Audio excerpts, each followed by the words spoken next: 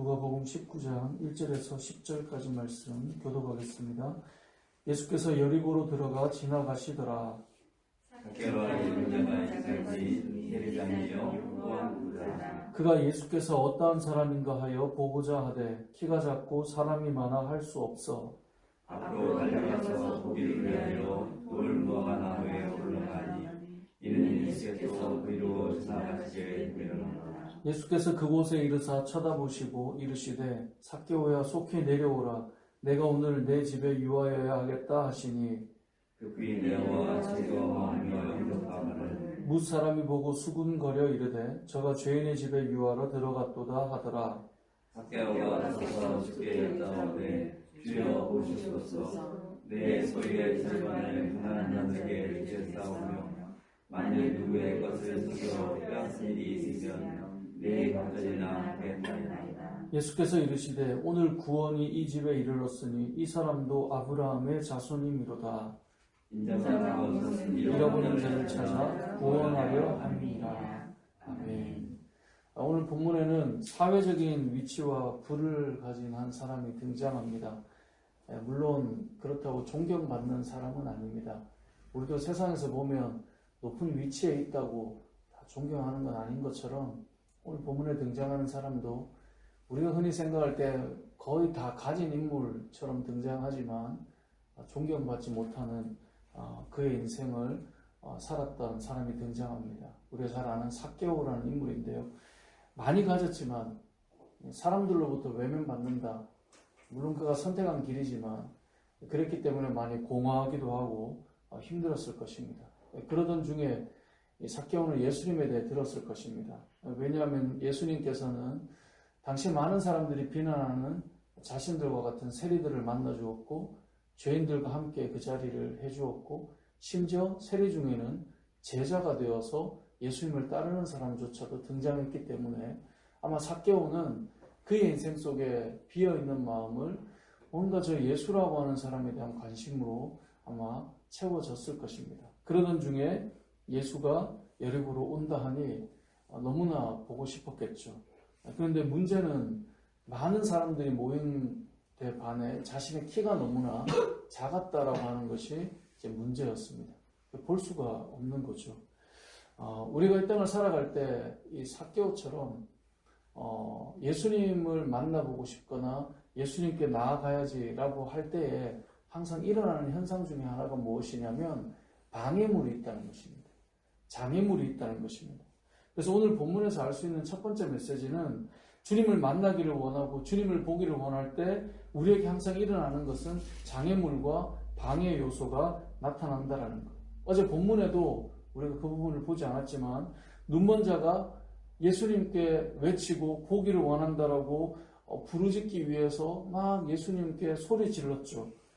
자신을 불쌍히 여겨달라고 외쳤죠. 그런데 그 외침 가운데 어떤 일이 일어납니까? 옆에 있는 사람들이 조용하라는 거예요. 잠잠하라는 거예요. 주님 앞에 외칠 때 외부에서 그만하라고 방해하는 장애물이 되는 요소가 일어났습니다. 아마 이 사람이 그래 사람들도 많은데 내가 그렇게 하면 안 되지 라고 만약에 했다면 주님을 만나지 못했겠죠. 오늘 본문에서는 이 삭개오 역시 예수님을 너무나 보고 싶었지만 자신에게 너무나 이 키가 작았기 때문에 해결할 수 없는, 볼 수 없는 그 상황이 지금 놓여 있는 거죠. 이건 장애물이죠. 어제 등장하는 인물은 외부에서 오는 장애물이라면 오늘 본문에 나타나는 삭개오는 자신 스스로에게 나타나는 장애물이에요. 내가 이런데 뭘 보겠나?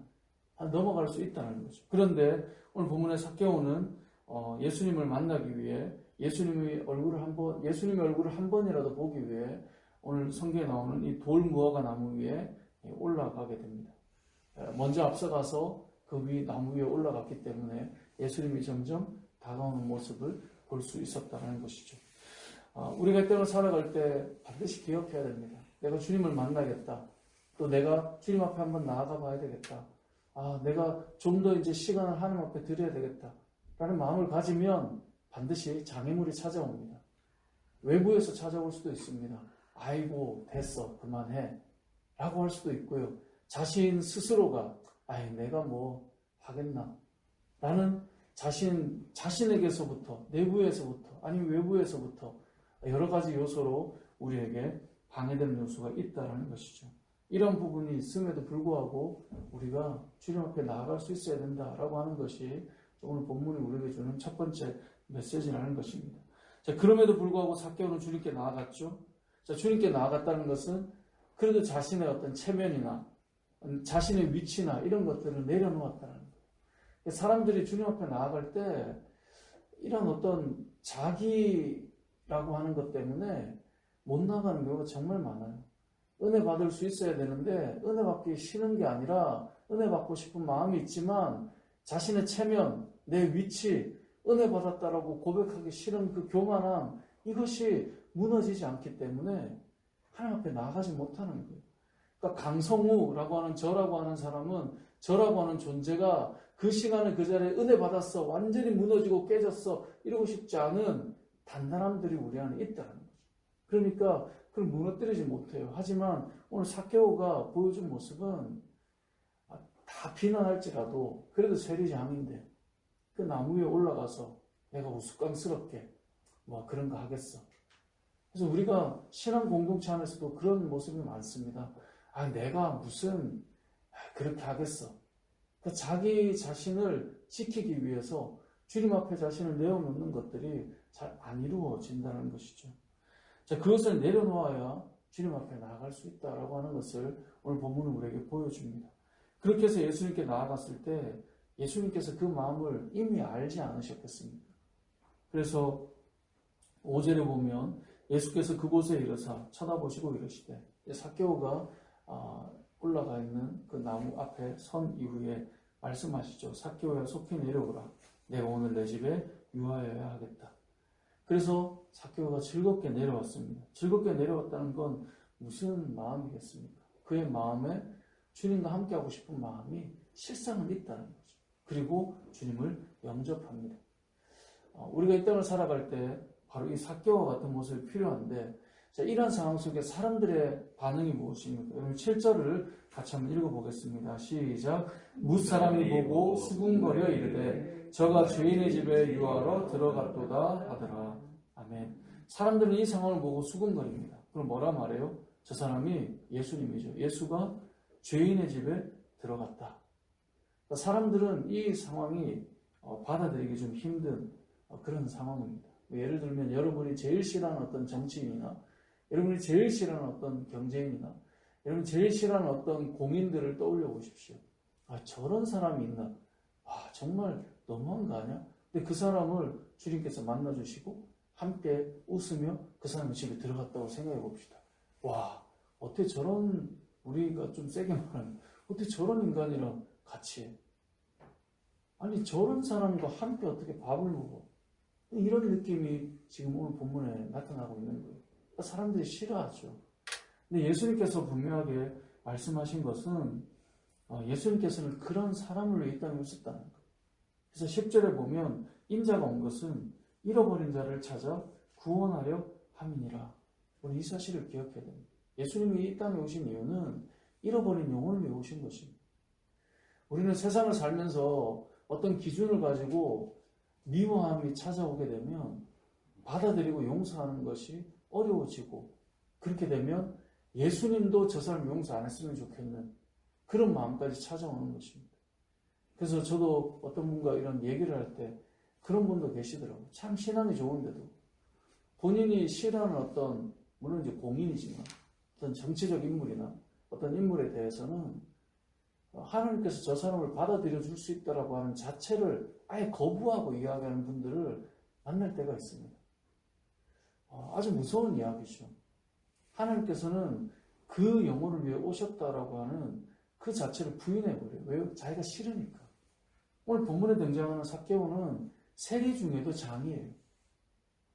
지금으로 보자면 정말 싫은 그런 어떤 경제인이라고 볼 수도 있고 아니면 정치인이라고 볼 수도 있는 거예요.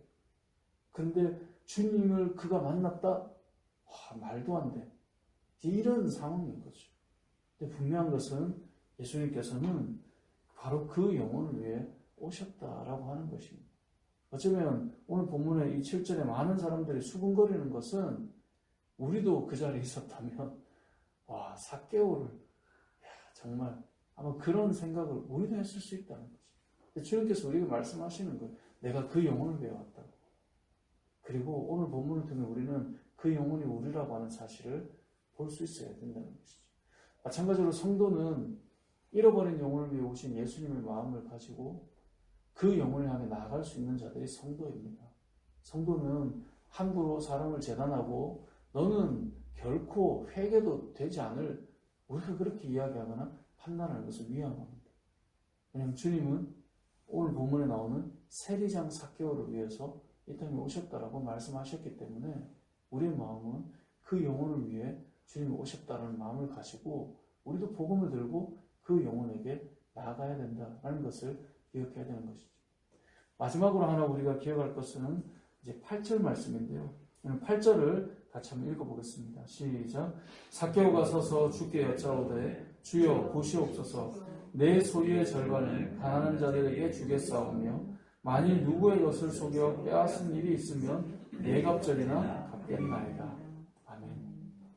삭개오가 예수님을 받아들인 이후에, 예수님을 모신 이후에 했던 고백입니다. 주님, 만약에 제가 내 소유의 절반을 가난한 자들에게, 누구의 것을 속여 빼앗은 것이 있으면 네 갑절이나 갚고 또 소유의 절반은 가난한 자들에게 다 주겠습니다. 엄청난 결단이죠. 그의 인생에 온갖 비난을 받아도 그가 이 길을 갈 수 있었던 이유는 재물과 그리고 위치거든요. 근데 그거 내려놓겠다는 거예요. 그러니까 이건 인생의 완전한 변화예요. 그러니까 예수님을 만난 이후에 그는 삶을 완전히 바꾸었습니다.